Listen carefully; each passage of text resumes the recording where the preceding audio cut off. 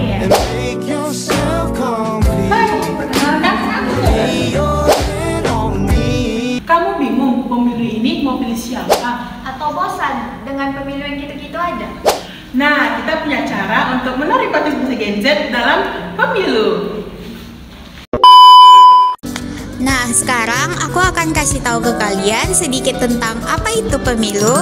Pemilu merupakan singkatan dari pemilihan umum, yang mana memiliki arti sebagai proses di mana warga negara memilih pemimpin atau wakil mereka untuk menduduki jabatan publik, baik di tingkat nasional maupun lokal.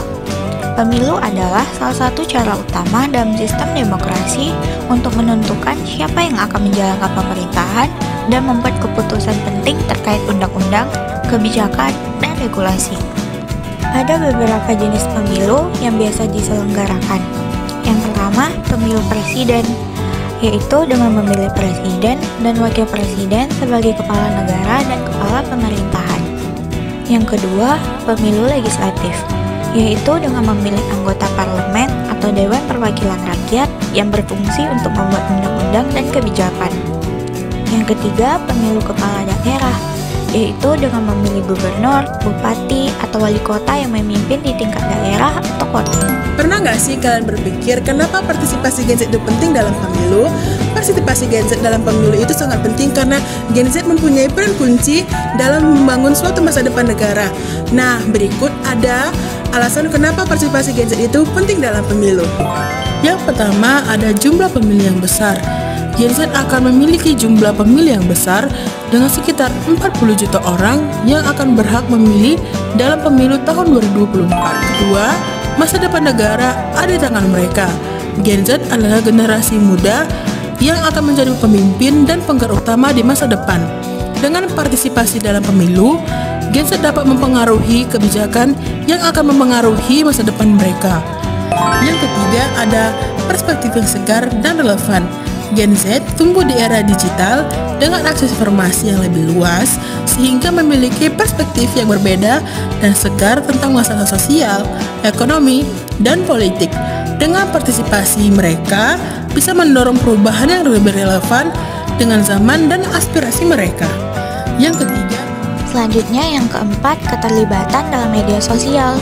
Seperti yang kita tahu, Gen Z sangat aktif dalam media sosial yang memungkinkan mereka untuk terus-menerus terinformasi dan terlibat dalam diskusi politik. Yang kelima, meningkatkan representasi generasi muda. Generasi yang lebih tua mungkin memiliki prioritas yang berbeda. Partisipasi Gen Z memastikan bahwa kepentingan dan aspirasi mereka seperti pendidikan, lapangan kerja, dan teknologi diperhatikan dalam kebijakan pemerintahan. Nah, mendorong inovasi dan perubahan sosial. Gen Z dikenal sebagai generasi yang kreatif dan inovatif. Dengan berpartisipasi dalam pemilu, mereka bisa mendorong calon pemimpin dan kebijakan yang lebih progresif dan inovatif, sesuai dengan tantangan zaman modern.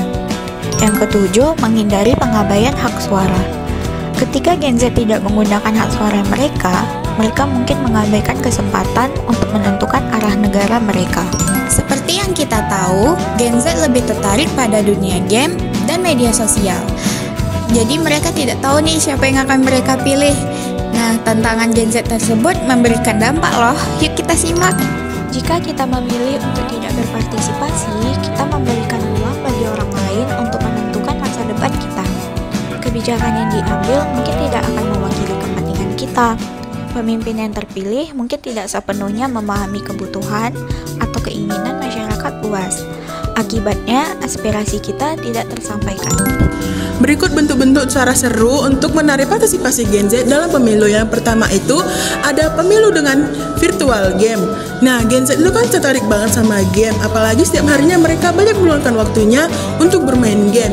Dengan pemilu berbentuk simulasi game, maka Gen Z akan tertarik untuk belajar tentang proses pemilu dan politik. Nah, selain game kan Gen Z itu tertarik banget sama media sosial, apalagi TikTok. Dengan membuat challenge ala pemilu di TikTok, nah pasti banyak menarik perhatian Gen Z, bukan? Yang ketiga ada kampanye memilih di media sosial dengan bantuan para influencer. Nah, Gen Z itu kan banyak banget terinspirasi dari para influencer dan konten kreator di media sosial. Nah, dengan bantuan para influencer untuk menarik partisipasi Gen Z dalam mempromosikan pentingnya pemilu dengan membuat storytelling, video pendek atau meme, pasti bakal banyak menarik partisipasi Gen Z dalam pemilu. Yang keempat, ada simulasi pemilu dalam virtual reality atau VR. Seperti yang kita tahu, Gen Z itu lebih tertarik pada virtual reality atau VR. Dengan membuat simulasi seperti di dalam TPS, Gen Z lebih merasakan dan lebih memahami tentang bagaimana proses dalam pemilu. Yang kelima, ada kolaborasi dengan platform streaming. Biasanya Gen Z itu lebih menghabiskan waktu pada platform streaming seperti YouTube. Dengan mengadakan debat pemilu atau diskusi politik dapat membuat Gen Z lebih tertarik pada pemilu loh. Yang terakhir, konten edukasi politik dengan menggunakan meme atau video lucu.